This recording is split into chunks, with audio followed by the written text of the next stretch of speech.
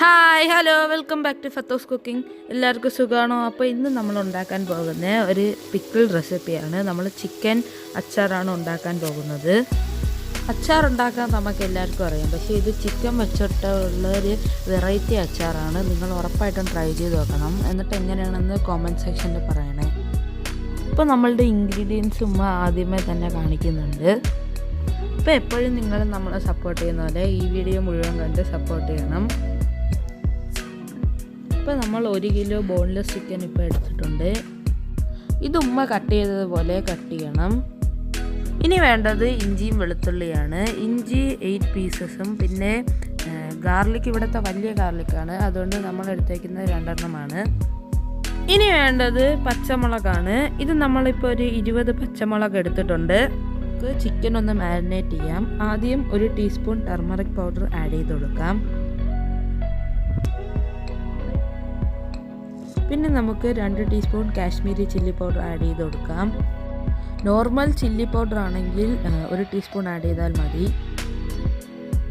പിന്നെ നമുക്ക് 1 teaspoon pepper പൗഡറും 1/2 ടീസ്പൂൺ ഗരം മസാല ആഡ് ചെയ്ത് കൊടുക്കാം. പിന്നെ നിങ്ങൾക്ക് ആവശ്യത്തിന് ഉപ്പ് ആഡ് ചെയ്ത് കൊടുക്കാം. പിന്നെ 1 നാരങ്ങേൻ്റെ ജ്യൂസും കൂടെ ആഡ് ചെയ്ത് കൊടുക്കാം. എന്നിട്ട് നമുക്ക് നന്നായിട്ട് മിക്സ് ചെയ്തിട്ട് റെസ്റ്റ് ചെയ്യാൻ വെക്കാം.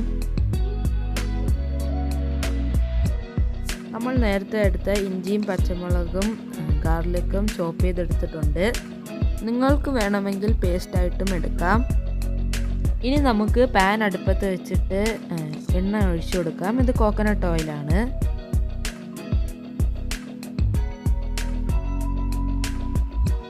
എന്നിട്ട് നമുക്ക് ചിക്കൻ ഓയിലിലോട്ട് ആഡ് ചെയ്ത് കൊടുക്കാം.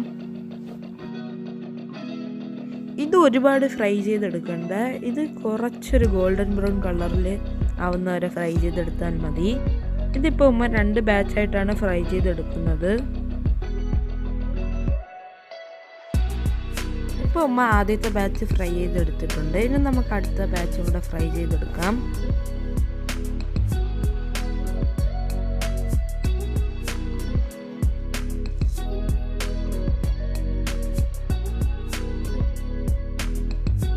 ചിക്കൻ എല്ലാം ഫ്രൈ ചെയ്തെടുത്തിട്ടുണ്ട്. ഇനി ചിക്കൻ ഫ്രൈ ചെയ്ത ഓയിലിലോട്ട് നമുക്ക് കുറച്ച് ഓയിലും കൂടെ ആഡ് ചെയ്ത് കൊടുക്കാം. ഇനി നമുക്ക് 1 ടീസ്പൂൺ മസ്റ്റാർഡ് സീഡ് ആഡ് ചെയ്ത് കൊടുക്കാം. പിന്നെ നമുക്ക് 3 ഡ്രൈ ചില്ലി ആഡ് ചെയ്ത് കൊടുക്കാം. ഇത് നമ്മൾ കട്ട് ചെയ്തിട്ടാണ് ആഡ് ചെയ്തിട്ടുള്ളത്. ഇനി നമുക്ക് നേരത്തെ എടുത്ത ഇഞ്ചി ആഡ് ചെയ്ത് കൊടുക്കാം.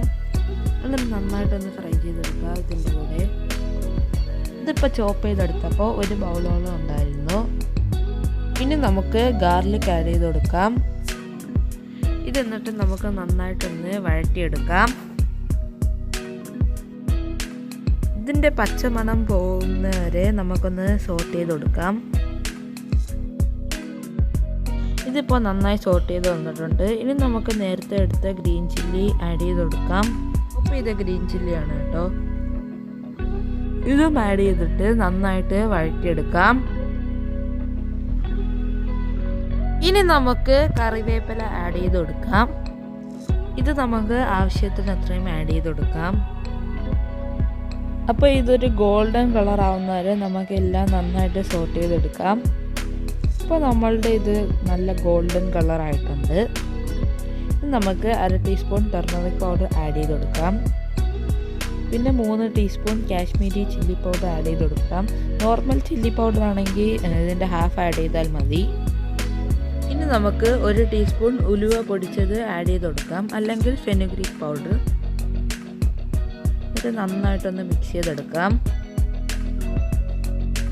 ഇതിൻ്റെ പച്ചമണം മാറുന്നവരെ നമുക്കൊന്ന് നന്നായിട്ട് സോട്ട് ചെയ്തെടുക്കാം.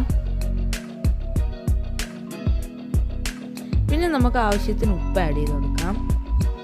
നമ്മളിപ്പോൾ യൂസ് ചെയ്യുന്ന പിങ്ക് സോൾട്ടാണ്, അതുകൊണ്ടാണ് കളർ അങ്ങനെ ഇരിക്കുന്നത്.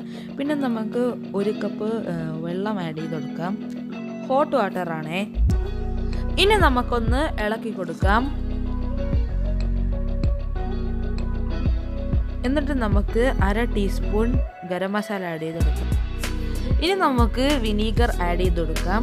ഇത് 1/2 കപ്പ് വിനീഗറാണ് നമ്മൾ ആഡ് ചെയ്ത് കൊടുക്കുന്നത്. എന്നിട്ട് ഇതൊന്ന് നന്നായിട്ട് ബോയിൽ ചെയ്യുന്നവരെ നമുക്കൊന്ന് വെയിറ്റ് ചെയ്യാം.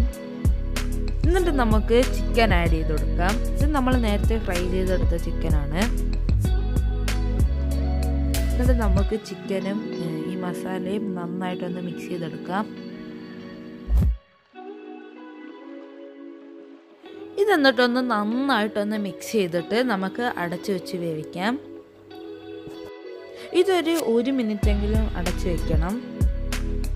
അപ്പോൾ നമ്മളുടെ ചിക്കൻ അച്ചാർ റെഡി ആയിട്ടുണ്ട്. ഇത് വളരെ ടേസ്റ്റി ആയിട്ടുള്ളൊരു അച്ചാറാണ്. ഇത് നിങ്ങൾ ഉറപ്പായിട്ടും ട്രൈ ചെയ്ത് നോക്കണം. പിന്നെ ഭയങ്കര എരിവാണ്. അപ്പത്തിൻ്റെ കൂടെയൊക്കെ വളരെ ടേസ്റ്റിയാണ്. അപ്പോൾ സ്പൈസി ആയിട്ടുള്ള ഫുഡ് ഇഷ്ടമുള്ളവർക്ക് ഇത് ഉറപ്പായിട്ടും ഇഷ്ടപ്പെടും. പക്ഷേ എനിക്ക് അപ്പം വെച്ചാണ് ഇഷ്ടപ്പെട്ടത്. പക്ഷേ ഇത് ചോറിൻ്റെ കൂടെയും ചപ്പാത്തിൻ്റെ കൂടെയും വെച്ച് എന്തെല്ലാണെങ്കിലും വെച്ച് കഴിക്കാൻ പറ്റും. അപ്പോൾ നിങ്ങൾക്ക് ഈ വീഡിയോ ഇഷ്ടമായെങ്കിൽ ലൈക്ക് ചെയ്യാനും ഷെയർ ചെയ്യാനും നമ്മളുടെ ചാനൽ സബ്സ്ക്രൈബ് ചെയ്യാനും മറക്കല്ലേ. അപ്പോൾ അടുത്ത വീഡിയോയിൽ കാണാം. See you next time. By.